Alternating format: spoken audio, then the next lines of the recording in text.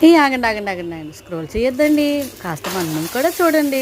Hello అండి, ఎలా ఉన్నారు? అందరూ బాగున్నారు కదా? ఈరోజు నేను ఆనియన్ దోశ వేయబోతున్నాను. చాలా క్రిస్పీగా ఉంటుంది, చాలా చాలా చాలా టేస్టీగా ఉంటుంది. ఎంతమందికి ఇష్టం ఆనియన్ దోశ? దోశ అంటేనే ఇష్టం చాలామందికి.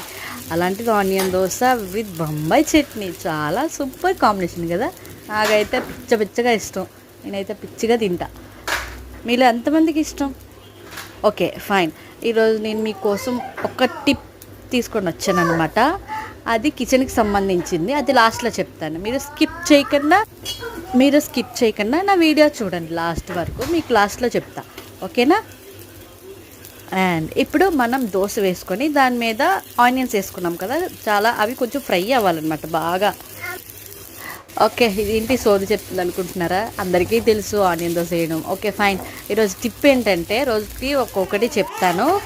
ఈరోజు టిప్ ఏంటంటే, మనకి ఇడ్లీ రుబ్బుకుంటాం కదా, ఇడ్లీ రుబ్బు ఎక్కువ పులుస్తుంది, కొంతమందికి పులుసుపద్ది బాగానా మరుసటి రోజుకి.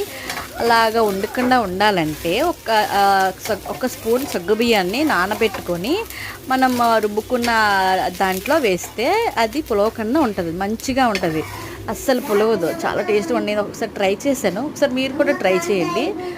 నేను చేశాను కాబట్టి చెప్తున్నాను, లేకపోతే చెప్పను. ఇది ఈరోజు టిప్. బాగుందా? Thank you.